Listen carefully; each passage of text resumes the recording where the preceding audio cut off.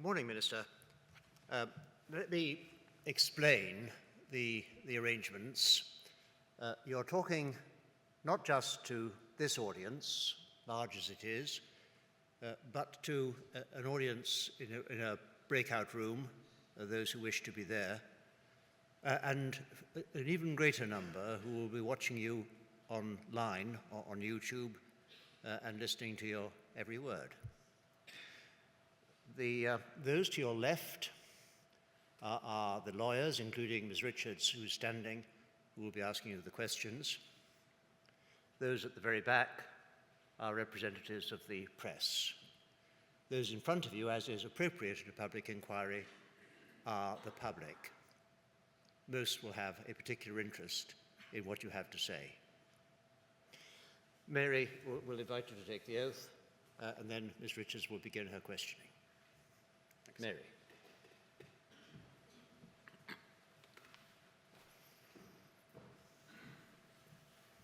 Please state your full name. Jeremy Mark Quin. Take the book in your raised hand and repeat after me. I swear by Almighty God I swear by Almighty God that the evidence I shall give that the evidence I will give shall be the truth, shall be the truth, the whole truth, and nothing but the truth. nothing but the truth.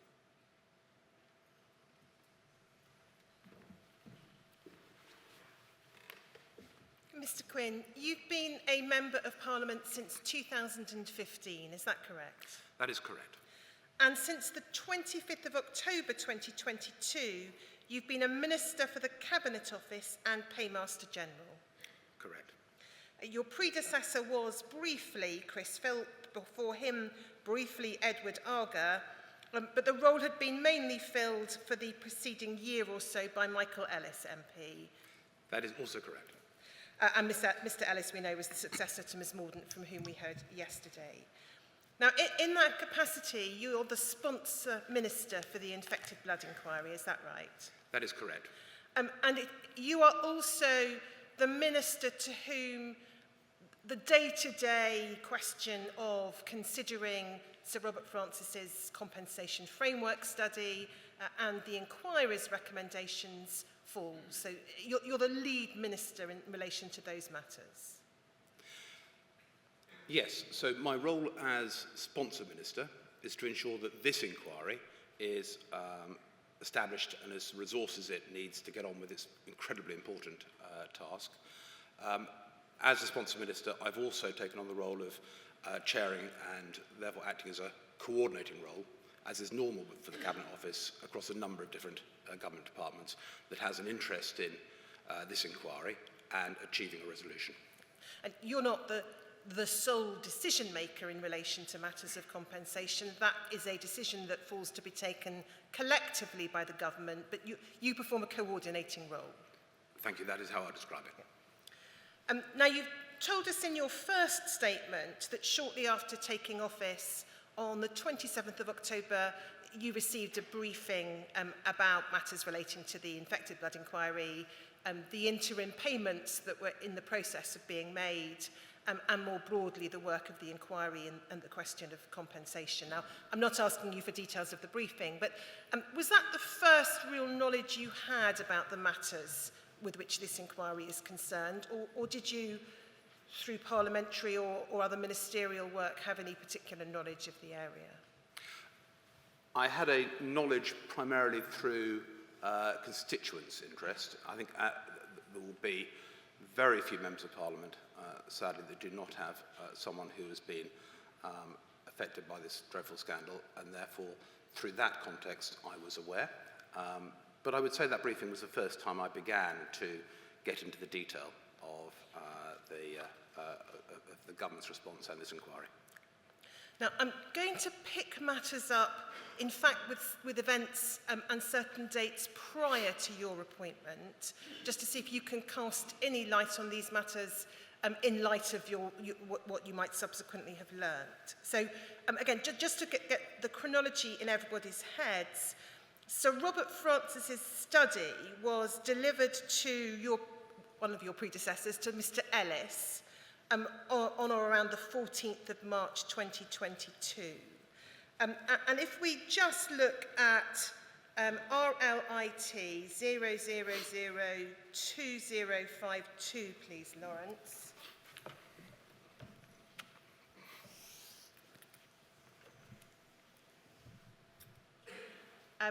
We will see that this is the 31st of March 2022.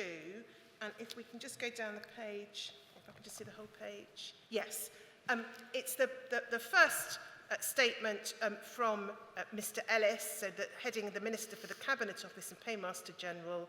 Sir Robert Francis delivered his report to me on the 14th of March, and I will carefully consider his findings and recommendations. It is my intention to publish the compensation framework study alongside the government's response as soon as possible and in sufficient time for the infected blood inquiry and its core participants, to consider them before Sir Robert gives evidence to the inquiry. So in terms of the government's stated position at that time, as we read this, Mr. Quin, the government was proposing that both Sir Robert's study and the government's response would be published before Sir Robert gave evidence to the inquiry in July 2022. As you'll appreciate, I wasn't the Minister at the time, but absolutely that is evident from the statement that that would have been the intention of the Minister at the time. Now, we know that didn't happen, and so by around July of 2022, Mr. Ellis is saying, and I won't take you through all the documents, I know you've had the opportunity to look at them beforehand, but Mr. Ellis was saying, well, we'll wait to hear what Sir Robert says in his oral evidence and then respond as soon as possible. And there was acknowledgement from him of the importance of proceeding at pace.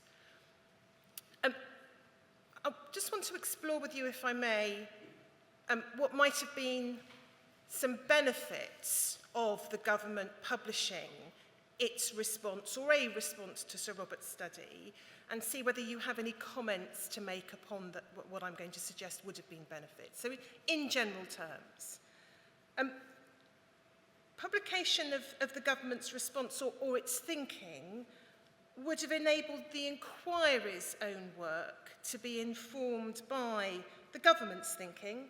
There might be matters that the government could, in principle, draw to the inquiry's attention, particular problems that it identified relating to Sir Robert's work, for example, that the inquiry could then have considered.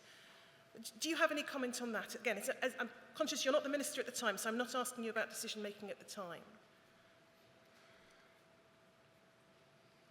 Again, you're absolutely right to caveat it in that I'm certain that it would be helpful for the inquiry to have as much information as they could on a compensation framework. I'm sure my colleagues at the time felt, and certainly would have hoped, that Sir Robert's report would have assisted the inquiry by setting out his ideas as one way that the inquiry could consider its way forward. I wouldn't dispute that a government response to Sir Robert's report could also have then fed into the deliberations of the inquiry. I couldn't dispute that. And vice versa, it would enable the government's response, and in particular any problems or potential difficulties that the government were identifying, to be considered and scrutinised by the inquiry, so that the government could have had the benefit of the inquiry identifying anything about the government's thinking that it thought it had gone down a blind alley or was overestimating difficulties, for example, which the inquiry, with its deep knowledge of the matters which it's charged with investigating and its knowledge of the plight of those infected and affected, might have been able to usefully contribute. Would you accept that again as a matter of generality? So the question is, I should repeat the exact question. Of course, it was a rather long question. I'm sorry, Mr. Quin, my fault. I'd asked you previously about the inquiry learning from the government and the government's thinking. I'm putting it the other way round here, that the inquiry, there would have been a public service in the inquiry being able to scrutinise the government's thinking.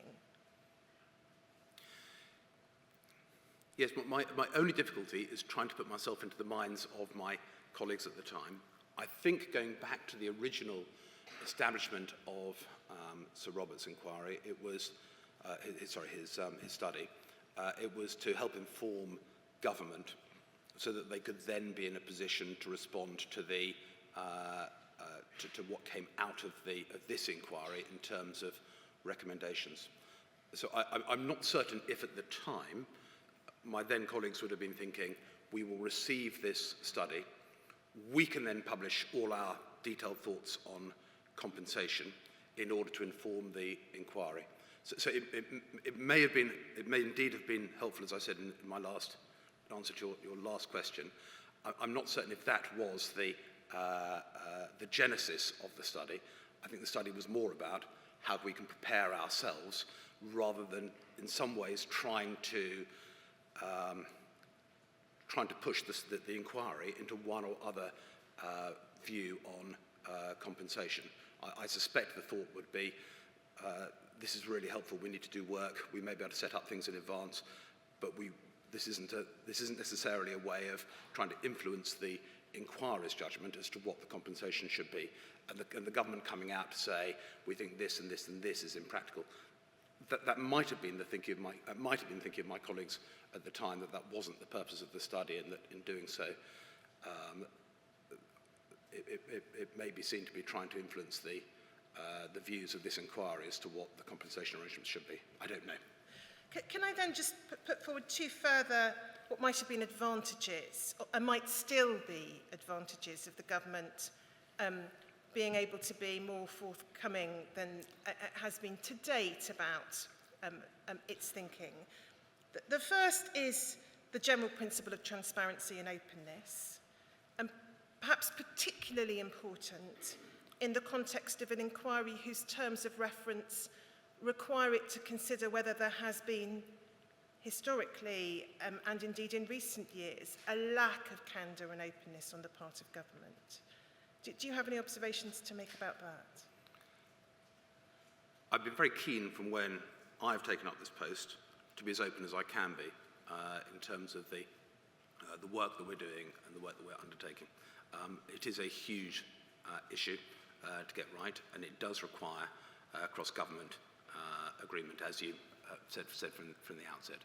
So transparency and openness is always a good thing.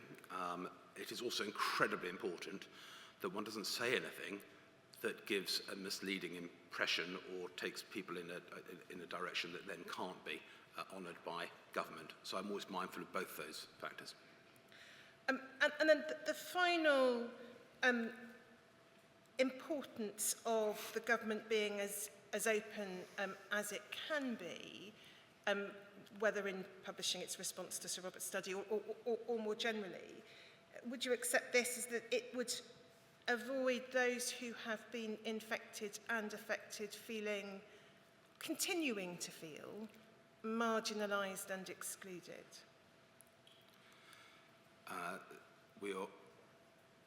I'm very conscious of the suffering of those who've been infected and affected.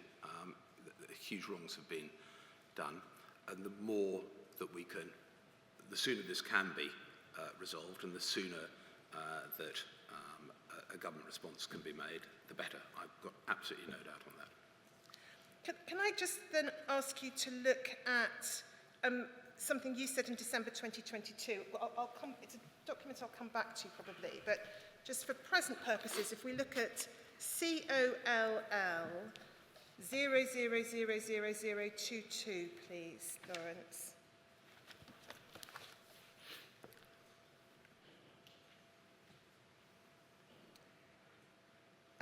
So this is a text from Hansard. It's not the official Hansard document, but it is, I think it's a correct production of what was said. And we've got the date at the top, 15th of December, and this is you, and it's a statement you made. Lawrence, if we could just go to the penultimate paragraph on the page.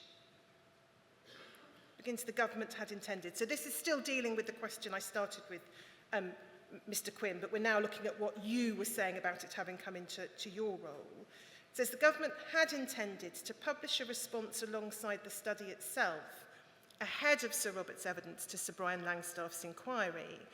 However, as the then Paymaster General explained, the sheer complexity and wide range of factors revealed in Sir Robert's excellent work meant that when the study was published by the government on the 7th of June, it was not possible to publish a comprehensive response. And then you say the government remains committed, absolutely committed to using the study to prepare for the outcome of this inquiry. Just wanted to pick up on that idea of the sheer complexity and wide range of factors revealed in Sir Robert's study.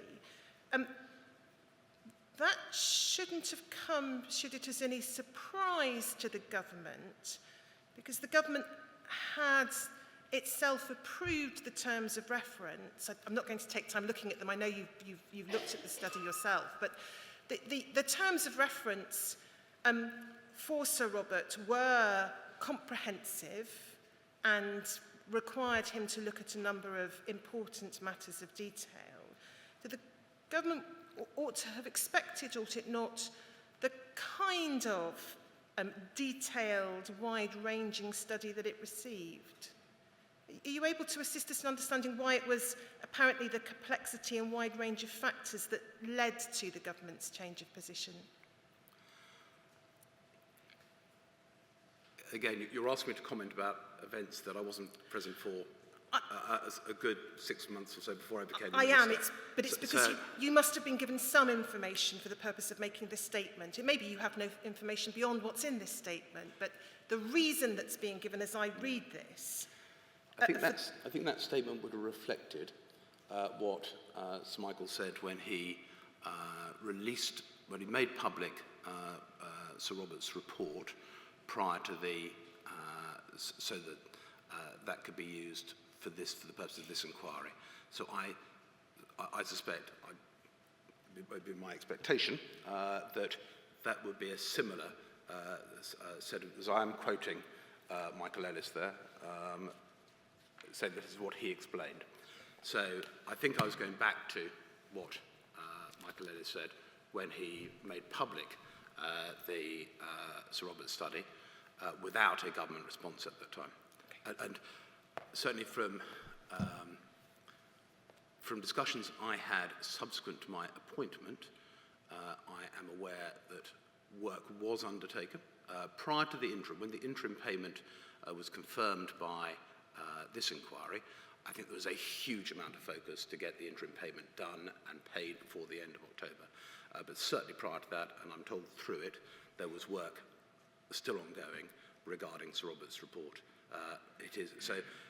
Whether it was more complex or less complex than my colleagues at the time had expected to receive, I know that there was. I'm assured that there was work between departments going on through that period. If I may, just going back to what is on the screen and highlighted, this is not simply a quote from Michael Ellis, is it? Because the way the second sentence reads, as a matter of language, it may have been not intended to read this way, but as it reads as a matter of language, you are saying, as he explained, in other words, you're endorsing what he's saying, or appear to be, the sheer complexity and wide range of factors revealed. So it looks as though those are conclusions you yourself have reached as a matter of language, doesn't it? So Brian, at the time, I had come into the brief on the 25th of October. The statement that I gave to this inquiry reflected what I knew at the time, which was that we were working using the basis of Sir Robert's report to prepare ourselves for the final report of this inquiry. The more I looked into it, I thought that maybe things we should be able to do to advance our consideration of what to help prepare ourselves. That was in the lead up to the statement that I did indeed make on the 15th of December after a right round with colleagues in which we secured agreement to announce that the the moral case for compensation. From my own experience at that time, coming to my own experience, hence your question, certainly at that point, I was aware, when I made the statement, that the complexity of issues that needed to be resolved in Sir Robert's study was not such that I would have been able to give a substantive comment myself to the House of Commons at that time. So I had absolutely no doubt to believe that some 6 or 7 months earlier, my predecessor would have been in the same position of not being able to do it. So it's I was referring back to Sir Michael Ellis's comments, but nothing had changed at this stage to make it to make me feel that I could have said anything other than that there is complexity which needed to be worked through by my officials and myself. Thank you. Mr. Quin, I'm going to turn to now the time since your appointment as the responsible minister. If we go to your first witness statement to this inquiry, which is dated the 21st of November 2022, Lawrence, can we have WITN 7526001, please? Thank you. So we've got the date there, 21st of November. And if we go to the bottom of the second page, we can see there you refer to the briefing that you received, the oral briefing you received, and reference there to the issue of interim compensation payments following the inquiry's first interim report. We go to the top of the next page. We can see there you refer to being briefed on the background to the government's acceptance of the chair of the inquiry's recommendation to pay interim compensation. Again, just in terms of dates, 29th of July 2022 is the date of the inquiry's first interim report. 17th of August is the date of the government's acceptance of that recommendation, so that's less than 3 weeks.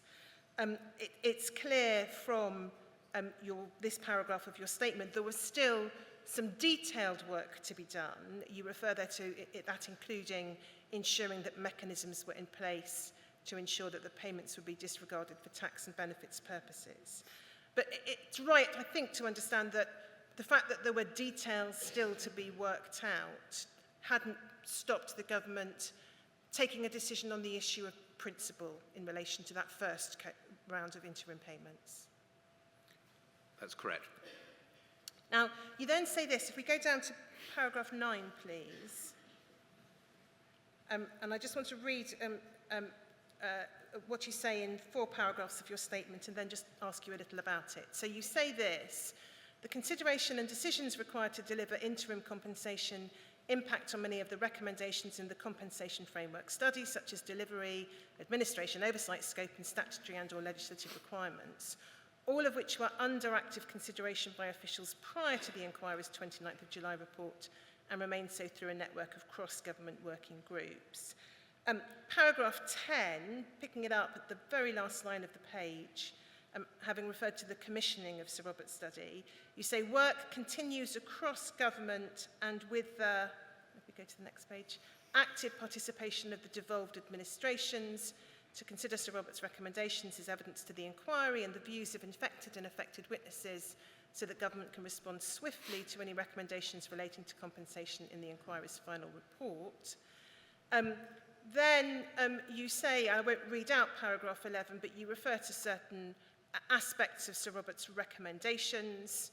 And then in the penultimate sentence, you say, officials are giving the recommendations thorough consideration, but at this stage, no decisions have been taken on what a final scheme might look like, nor have options been presented to me at this stage. The department's keen to develop solutions holistically. This remains an area of ongoing policy development. And then paragraph 12, you refer to cross-government work, and then you say that as part of wider work in preparation for the inquiry's final report, this work includes, for example, consideration of other national and international compensation schemes, their scope and methods of administration, principles of eligibility, scope and delivery. The work will also include preliminary costs estimates. So you're describing there, as I understand it, your understanding, presumably based upon what your officials are telling you, about what the state of play was by mid-late November 2022, a few weeks after you've taken up your position? That is the case, based on the oral briefing that I'd received. And then,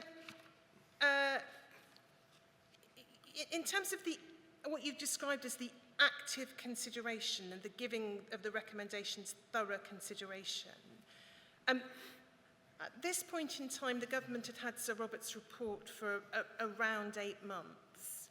Now, I'm not asking you for details of meetings or details of different options being considered, but are you able to give any more flesh on the bones of what kind of work was being undertaken by officials and had been undertaken by officials over the preceding months? Do you have any knowledge of that? My understanding, again, this is prior to my arrival as Minister in the Department, but my understanding is that there have been many meetings held at official level, including contact, as I understand it, with the devolved administrations as per the written statement. And that had continued from the delivery of Sir Robert's study. I think that a lot of work and a lot of focus have been put into the delivery of the interim payments after the announcement by this inquiry of their recommendation, the approval of that recommendation. And that had been a huge focus, particularly of senior time, to get that out in a short period and to meet, as we did meet, the deadline of the end of October. But my understanding is that work had been ongoing. That was prior to my arrival on the 25th of October.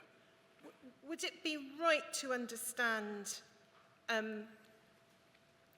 not least I think from your own subsequent actions and the fact that you tell us later that you give us dates of first meetings of permanent secretaries and then your own establishment of a small ministerial group.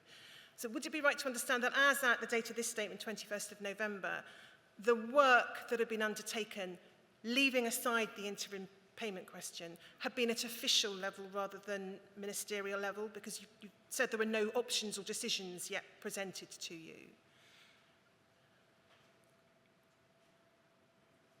Again, my nervousness is that as I wasn't a minister at the time, I don't know the extent of ministerial involvement prior to my arrival on the 25th of October. So that's my nervousness. But I think that a lot of work can be done at official level. I'm aware of that. I'm not aware of other, for example, cross-ministerial groups. Certainly no cross-ministerial groups were established prior to my arrival, as far as I'm aware. You say in paragraph 11, which is still on the screen, the department is keen to develop solutions holistically. Mm-hmm. Which department are you referring to there? Is that the Department of Health? Because elsewhere, when you're talking about the Cabinet Office, you use the phrase Cabinet Office. I believe I would not refer to another department in this context. I'm sure that would have been a reference I would have intended to mean the Cabinet Office in that sentence. And what does being keen to develop solutions holistically mean? I'm sure it would have meant making certain that an overarching vision is created of how a compensation scheme would work and would operate, and that therefore whilst individual steps might be achieved, that could be done in the context of an overall establishment of a compensation scheme that, if approved, would work.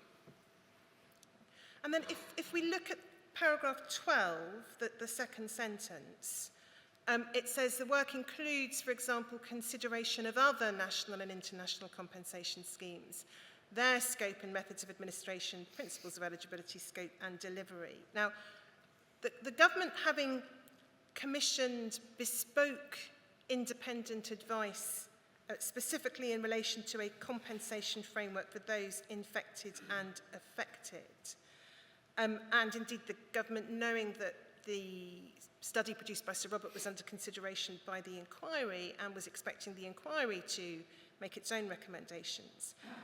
It's not clear from your statement why the work 8 months on from Sir Robert's report was including consideration of other national and international compensation schemes. Is that something you're able to assist us in understanding further? So the internal work conducted in response to Sir Robert's study would have been formulated before my time and before I became a minister. So I'm relaying to the inquiry what work was ongoing at that time. Based upon what you know now, having been in office for a number of months, are you able to assist us in understanding, again, in broad terms, not asking for details of specific options, in broad terms, why the government is, well, whether the government is still considering and looking at other national and international compensation schemes, or whether that was just a piece of background work that's been completed? Do you know the answer to that? Yes, I'm aware that we've looked at what other international schemes have done. That's a piece of work I've seen, yes. We can pick up from your next statement, I don't need it on screen at the moment, in terms of the chronology of events post-dating this first statement to the inquiry, that you describe a first meeting of senior officials taking place on the 30th of November 2022, and then you describe the setting up of a small ministerial group, SMG, in February, which meets for the first time in February 2023. How are those timescales consistent with working at pace, which is the phrase that both Mr. Ellis used and that you've used? Well, I'll tell you the genesis of those groups, if that's helpful. Yes, please. So, as you mentioned, I came into office on the 25th of October, had a briefing on the 27th of October, and that briefing satisfied me that we were doing, the work was being undertaken, that the focus was on Sir Brian's final report. So I was happy that that work was ongoing. I look forward to receiving briefings on it. I look forward to the work progressing with a view to Sir Brian's final report. The Parliament is always helpful, and there was a Westminster Hall debate, I think on the 24th of November, when it became very clear that the government's aspiration is to make certain that we were, the scale that we were working to with the concept of being ready for Sir Brian's report was not matched by what members of Parliament had thought, and I studied that debate carefully. I then went more closely into all elements of what we're doing, and I took the view that we needed to increase senior attention, increase resources on the issue to ensure that we were going to meet what we aspired to do, and that the more we could say, to your earlier point regarding being open and transparent, that the more we could say earlier, the better. That gave rise, in consultation with my officials, to that permanent secretaries group to ensure that there was, at the most senior level within the civil service, that there was focus, which would help galvanise work through the system. And in January, I came to the view that that would be assisted significantly by having a small ministerial group, and so that was also established. And that has helped to drive consideration across government. It's clear from your statements that on your watch, if I can use the phrase Ms. Mordaunt used yesterday, you have taken a particular step in relation to the decision-making process, which is the establishment of the small ministerial group that hadn't previously been taken. And on your watch, meetings at permanent secretary level have started to take place, and you've given us the dates in your statements of those meetings. It might be said, it almost certainly will be said by those listening, that should have been done a lot earlier. Now, I'm not asking this question as a criticism of you, Mr. Quin, because you were not the minister until late October 2022. But as a minister, do you have any observations or comments on that? That it appears it's only when you took over that those senior meetings commenced, and they should have started a lot earlier. I can only speak to my time in office, and I was really keen to get those senior meetings in place, and I think that has helped, although there are still issues to be resolved and decisions to be taken. What I would also say in respect to my predecessors is that a huge amount of work was undertaken to get the interim payment made on time, and that did require, come back to answer to one of my earlier questions, clearly there would have been ministerial engagement in that, and that was in the context, as I think the Leader of the House said yesterday, there was some political turbulence at the time as well. Yes. So I can only speak to my time in office in terms of my actions. Can I then just ask you to look at the debate on the 24th of November 2022? I don't think you were present at the debate. No. And it's the Parliamentary Under-Secretary who responds. But there's just some general matters I wanted to explore with you, if I may. It's RLIT 302107, please, Lawrence.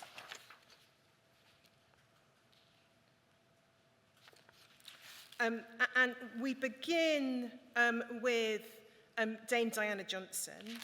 And if we go to the bottom of the second page, please, Lawrence. Could we look at the last paragraph? So I just wanted to pick it up at the last few lines. No, in fact, I think I probably should read the whole paragraph to put it in context. So this is what Dame Diana Johnson said. Unfortunately, although the study results of that Sir Robert study were sent to the Cabinet Office in March, the government refused to publish it at that time. Instead, they promised to publish it alongside a full government response, but the study was leaked to the press and the government was then forced to publish the report in June. However, there's still no official response to Sir Robert's study. 5 months on, we're still waiting for that full government response. We very much look forward to what the Minister has to say today about Sir Robert's study, as the government have now had a total of 8 months to review the findings of the study. I hope the Minister will be able to provide a detailed response and firm commitments. And then this, and these are really the matters I wanted to just ask for your thoughts on. So Dame Diana says this, just to remind the Minister again, time is of the essence with this group. Mr. Quin, does the government, from your perspective, truly get that? I absolutely believe it does, and I absolutely get it. And I see that from the correspondence I get from fellow MPs, from the people I meet in a constituency setting, from the meeting I've had with the APPG. The sheer weight of loss is extraordinary. It is ongoing. It's a scandal that shouldn't have happened. And the time, I recognise that this is not just over the weeks or months. There's been decades in which people have been waiting for a redress. And then she continues, the inquiry will already have been running for 6 years when it concludes next year. Too many lives have been lost. Too much suffering has been caused. The victims of the contaminated blood scandal must not be made to wait any longer, either for answers or for action. What comes next from the government should be marked by openness and a full commitment to deliver justice to everyone affected by this scandal. Again, does the government accept and acknowledge those matters and accept and acknowledge that those are the objectives that it should be seeking to fulfill?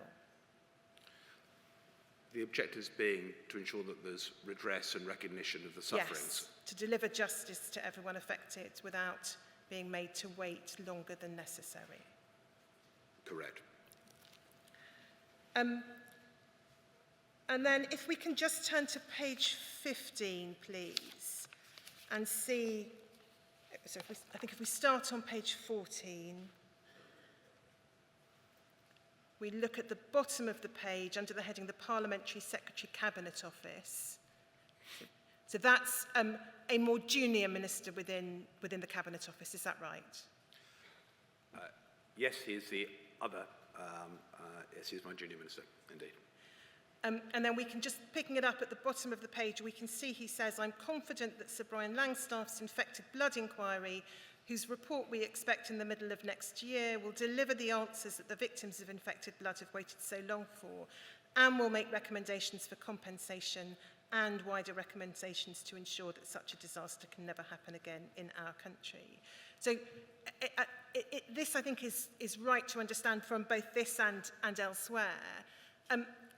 The government, throughout the time that you have been in post, was expecting that this inquiry would make recommendations about compensation.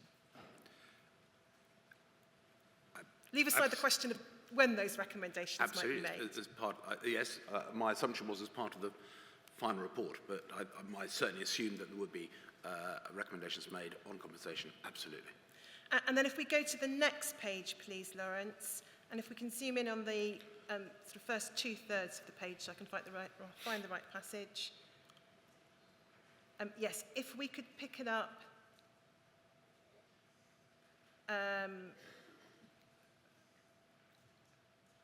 Yeah, so pick it up where, although it would be wrong for me to try and second guess. Could you just zoom in on those paragraphs, please, Lawrence? Although it would be wrong for me to try and second guess the likely recommendations of the independent inquiry, I fully expect Sir Brian to make recommendations about broader final compensation for the many victims of infected blood. In his interim report, Sir Brian referred specifically to bereaved parents and children, said that the moral case for their compensation was beyond doubt. He recognised what he called the greater degree of personal individualisation necessary in determining compensation for that group of victims. The complex nature of it made it difficult to include the group of bereaved victims in an interim scheme intended to be introduced as rapidly as possible. There can be little doubt that once he has considered the arguments in closing submissions, Sir Brian's final report will make recommendations about compensation for a far wider group of people. So again, just pausing there, it's clear from this, it was the government's expectation that this inquiry's compensation recommendations, when they came, would go beyond the cohorts of individuals who, to whom the interim payments have been directed. I believe that would be the case, yes. And then this, Sir Robert's study was commissioned so that the government would be ready to address quickly any recommendations on compensation made by the inquiry. Officials are now working together across government to produce options for compensation that can be quickly matched to the inquiry's recommendations.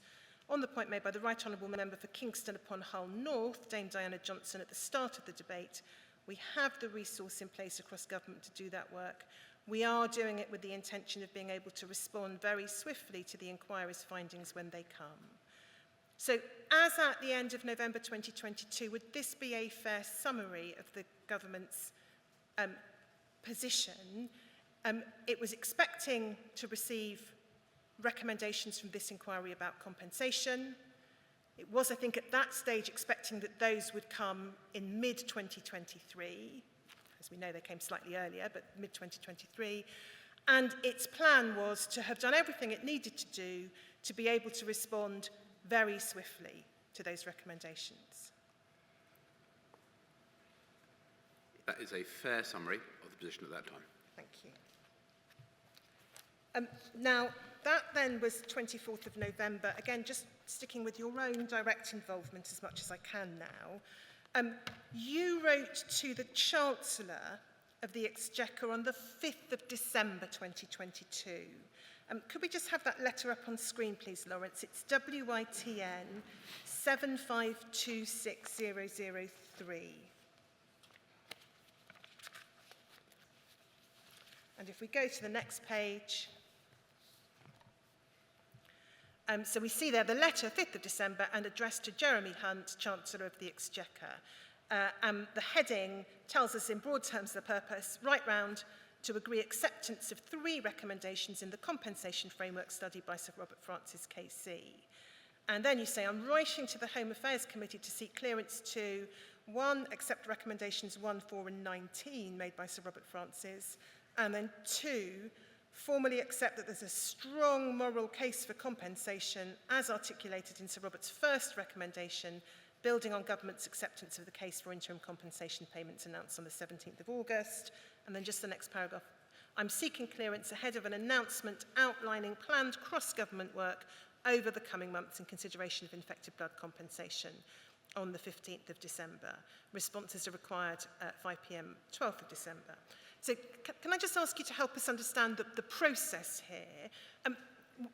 What's the reason for this letter being directed to the Chancellor of the Exchequer? The Chancellor chairs the Home Affairs Committee, which is a subcommittee of the Cabinet. So I should explain that the small ministerial group to which I referred earlier does not have decision-making powers on behalf of the government. It can help coordinate and help departments understand each other's positions. Actual decisions of the government have to be taken by a cabinet or a decision or a subcommittee of the cabinet, and the Chancellor is the chairman. The Chancellor is the chairman of the Home Affairs Committee to which this is directed. And then the process of right round, Ms Mordaunt referred to it yesterday, and we've heard it from other witnesses dealing with earlier events, but again, for the benefit of those listening today, what is that process of right round? There are some issues that are best undertaken and decided in committee. So the Home Affairs Committee could meet with the relevant ministers around the table to deliberate and decide on a particular issue. If there has been sufficient work done to agree consensus, for example, through the working of a small ministerial group, it may be possible to, rather than meet in person, to send a letter, which will then go out to all the relevant ministers in their departments.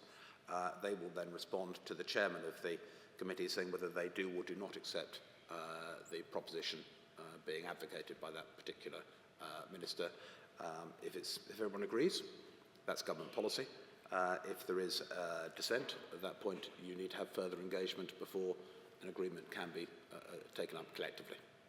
And it would appear from this that the right round process is something that can, and obviously it will depend on the context, but can in principle be done fairly quickly because you're here writing on the 5th of December and requiring a response within a week.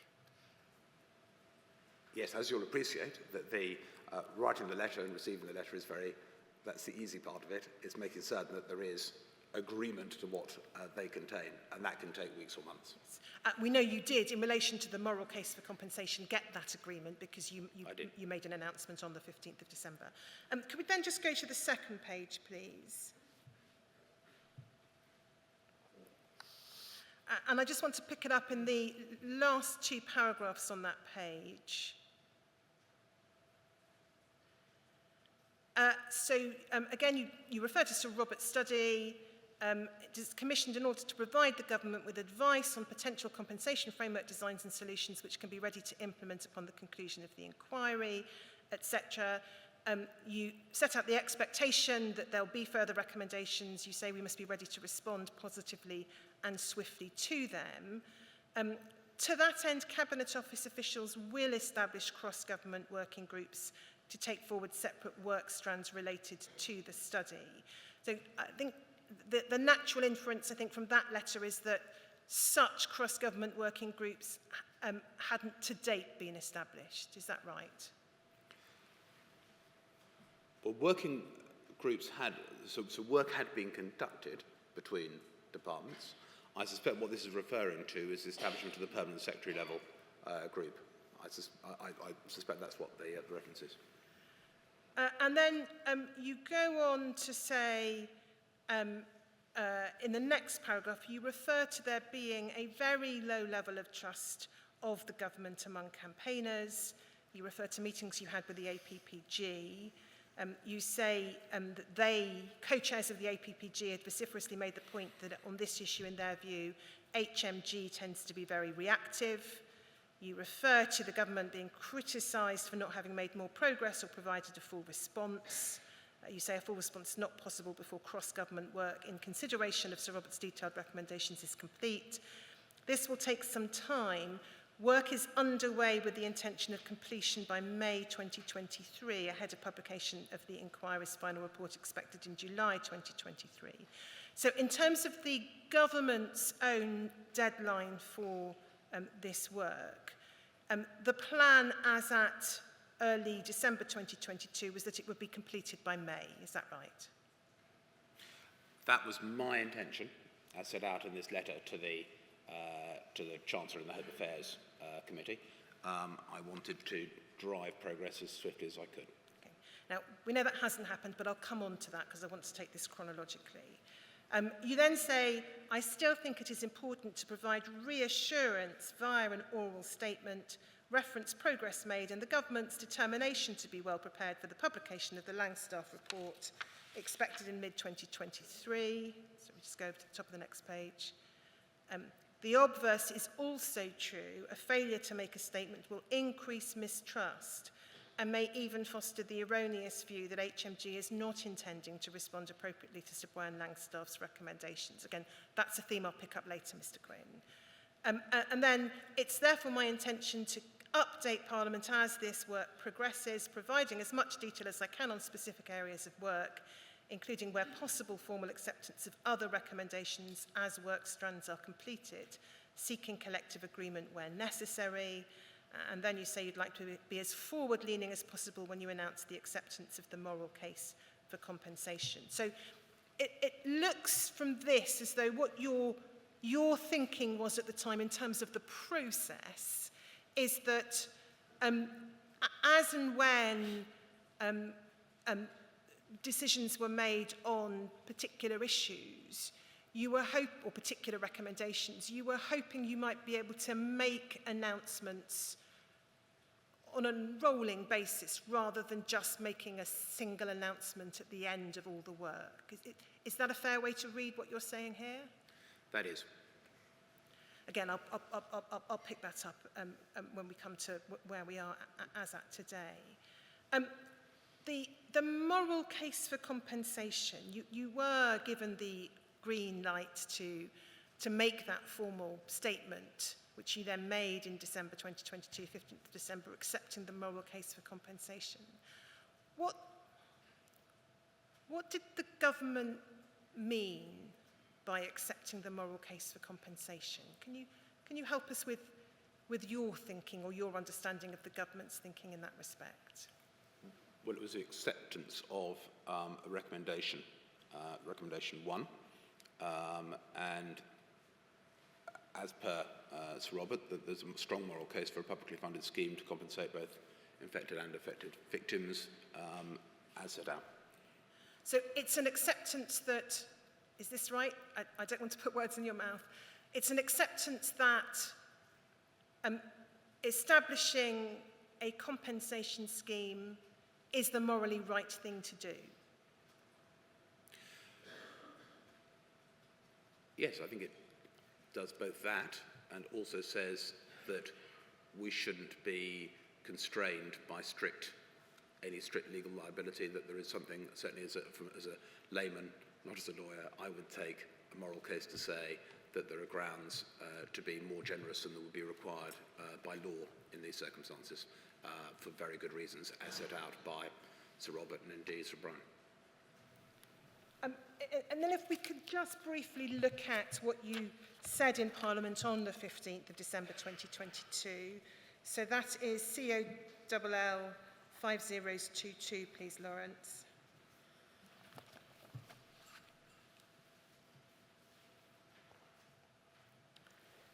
So we looked at part of this text earlier, but if we go to the second page,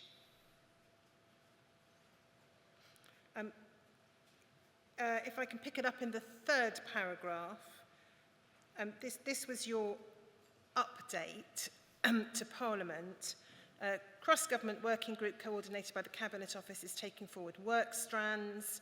Cross-departmental group at permanent secretary level has been convened. And then you refer to Sir Robert having agreed to provide independent, transparent advice to the group as work progresses. Is that something which has continued? Are you able to say, Mr. Quin? No, it hasn't. I've spoken to Sir Robert subsequently.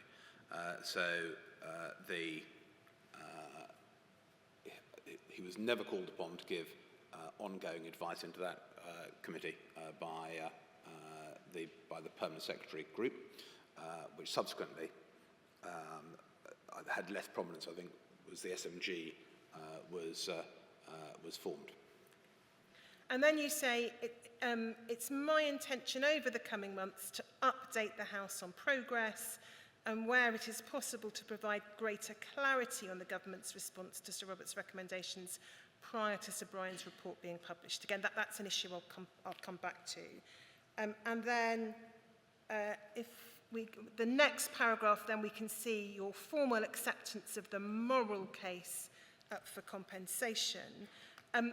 Can we then go to the top of the next page, please, Lawrence? Second paragraph.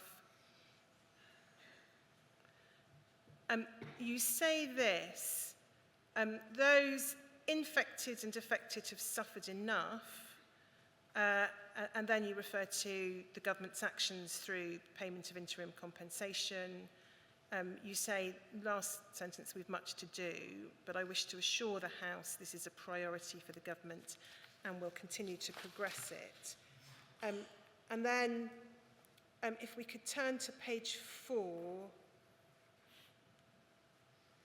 we see the heading just about over a third of the way down the page of your name again. And then the second paragraph below that, you say, I cannot commit to a timetable. The reason is I do not want to say anything in this House that we cannot meet. There's a complex series of steps to be undertaken, work to be done, etc.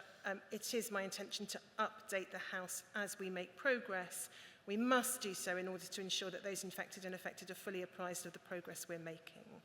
Now, I'll come on to the question of a timetable later, but you were telling Parliament in December 2022 that you wanted to be able to give the House information as and when you could, when progress was made. And you're saying in terms that at least a reason for that, an important reason, is the importance of ensuring that those infected and affected were fully apprised of the progress. Yes, my position at the time was that we would do all the work to be ready to respond as swiftly as possible to the inquiry's final report, which I believe would contain compensation recommendations.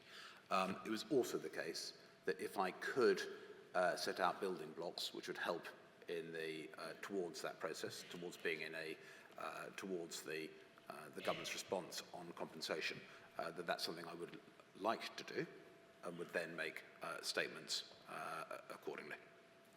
There wasn't a commitment to do so. There's no timetable set out, but it's certainly my thinking and my hope that we could produce some further progress and announce that in advance of Sir Brian's final report, albeit that the absolute focus and the overriding position was the work was designed to be able to respond swiftly as possible to the inquiry's final report.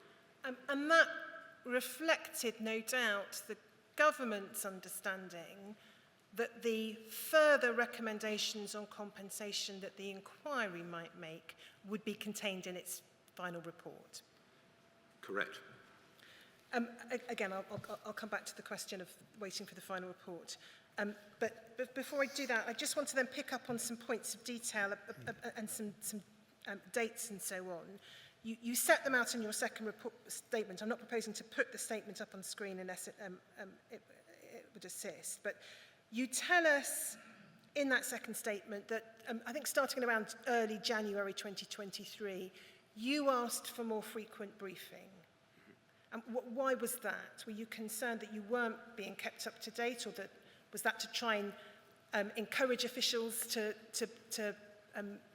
act more speedily? As Minister, there's a number of levers you can pull. You have committed people, and actually the people who work for me on this are absolutely committed, in my experience, to getting redress for those who suffered. But you have a number of levers you can pull, and I was putting levers to ensure that we were absolutely doing our utmost to get on top of issues, get to resolution, get announcements. And Three elements of that is the Permanent Secretaries Group, the SMG, and also asking for regular briefings and, as appropriate, increasing resource. You also tell us in your second statement, I don't think we have the precise date, but it doesn't matter, but that it was agreed that the Department of Health and Social Care would establish a new team to undertake an analysis of cost and scale of implementation. Does that mean that work of analysis of scale and cost hadn't yet begun? I'm not aware of that analysis having been undertaken at anything other than a very top-level view. Again, I'm conscious that you only come into position in late October, but given that the government had had Sir Robert's report since the middle of March 2022, at first blush at least, that seems somewhat surprising that work, and one understands why the government would want to have that information, but that work wasn't commissioned until early 2023. I was very keen to see that work done. Do you have any understanding as to why it wasn't commissioned earlier? I can only speak for myself as that was clearly something that was important for the government to have for all kinds of reasons, and I was keen to get that commissioned and work underway. Would you accept that it's not, that time frame of that work only being commissioned essentially on your watch in early 2023 is not consistent with working at pace? I can only comment for the decisions that I've taken. I certainly thought that was necessary and important that we had that underway. Now, in terms of other meetings, you've given us the dates in your statements of the various meetings. So I think we have the first meeting of senior officials, 30th of November 2022, the first small ministerial group meeting, 22nd of February 2023. And then there have been, I think you tell us, there was a second SMG meeting, if I can use that acronym, small ministerial group meeting, in March, and then 2 meetings in May and a meeting in June. I'm not, as you know, going to ask you for details of what was discussed at those meetings. But are you able to assist us by telling us whether there have been any subsequent SMG meetings since the 14th of June? Yes, there was a subsequent meeting in July. And in terms of the permanent secretaries' meetings, on my putting together of a chronology of dates from your statement, the last such permanent secretaries' meeting that you give a date for is the 26th of April 2023. Have there been any subsequent permanent secretaries' meetings, do you know? I believe so. Slight caveat, because I don't get invited to those meetings and I don't receive the minutes of those meetings, to my knowledge. But I believe there has been a subsequent meeting of the permanent secretaries at permanent sec level.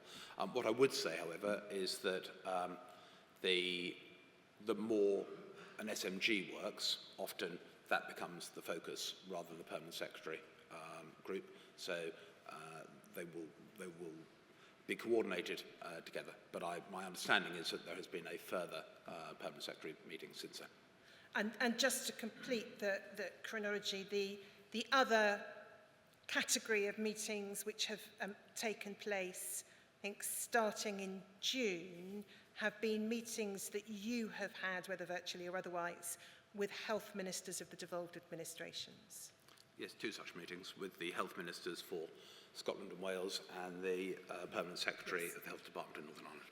Yes, you're right, obviously, not a health minister in Northern Ireland, given the current situation. So, in early April 2023, obviously this inquiry produced its second interim report, and you then gave a statement on the 19th of April 2023 to Parliament, and perhaps we could just briefly look at that. RLIT 00022126, please, Lawrence.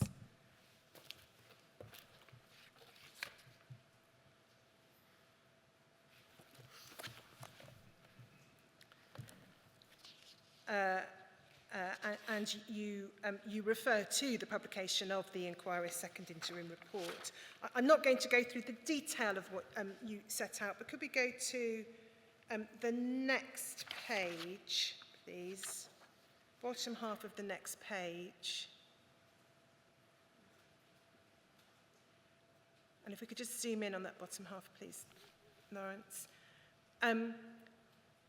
So just picking up what you say here, you refer to the publication of the report, you say that the recommendations are complex and need careful consideration. You say then, in the second paragraph on screen, I'd like to reassure the House that while the government are progressing work to ensure that we're in the best possible position to respond fully at the end of the inquiry, every recommendation by Sir Brian, including in relation to timing and a further interim repayment, is receiving intense focus. Then there's a reference to the issue of psychological support in the recommendation there. And then you say this, in closing, I would like to reiterate the need for peace. People die every week as a result of the impact of the scandal. This government want to deliver resolution. We're working at pace across all relevant departments to consider the recommendations as outlined in this latest report and to ensure that we're best placed to respond to the inquiry's final report. Now, that's 19th of April. We are now late July. We are well over a year since Sir Robert's report was delivered to the government. We are over 3 months on from the delivery of this inquiry's report with its recommendations for compensation. And those who are infected and affected are at present no closer to knowing what the government intends to do. Given what you've said in particular in that last paragraph, the need for pace, people die every week, is that good enough?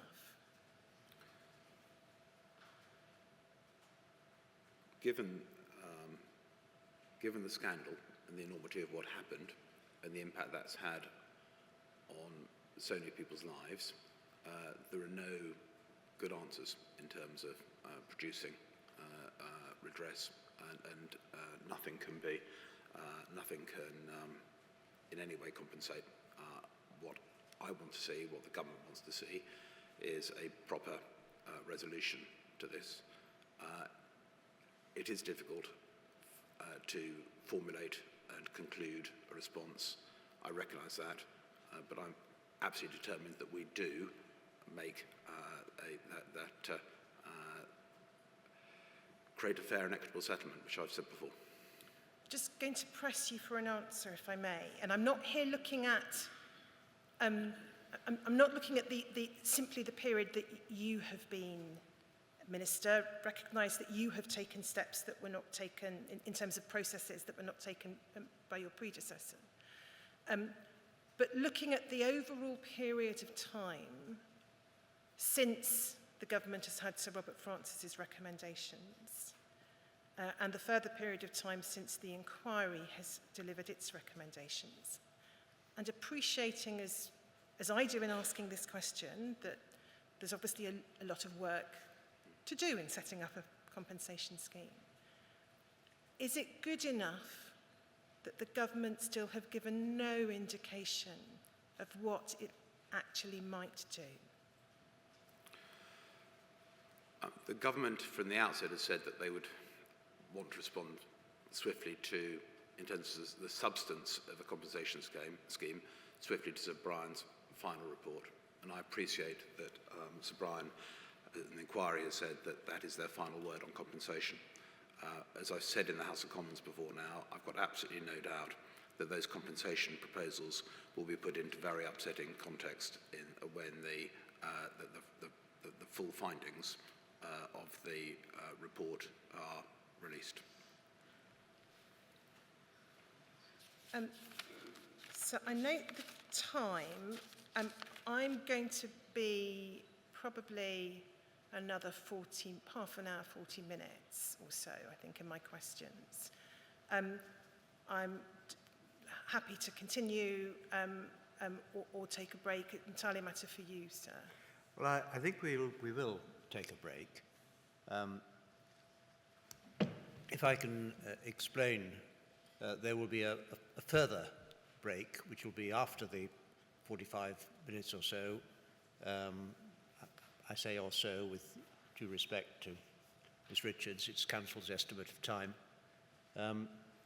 because she will have to field questions which there may be for you from those who are representing the various core participants engaged in the inquiry. And as you know, the Act provides that they have a right to put questions through Council. She has to have time to consider those questions, and they indeed will have to listen to everything you say before they finally formulate those questions. So there will be a further gap, further delay at that stage. Well, we'll take it as it comes. For the moment, I think 35 minutes yesterday was sufficient for everyone to get what they needed by way of refreshment and relief. And we'll take a break then until, well, let us say 10 to 12. 10 to 12. And so the normal warning for the witness. Yes, of course. I would say to you what I say to all witnesses. You're giving evidence.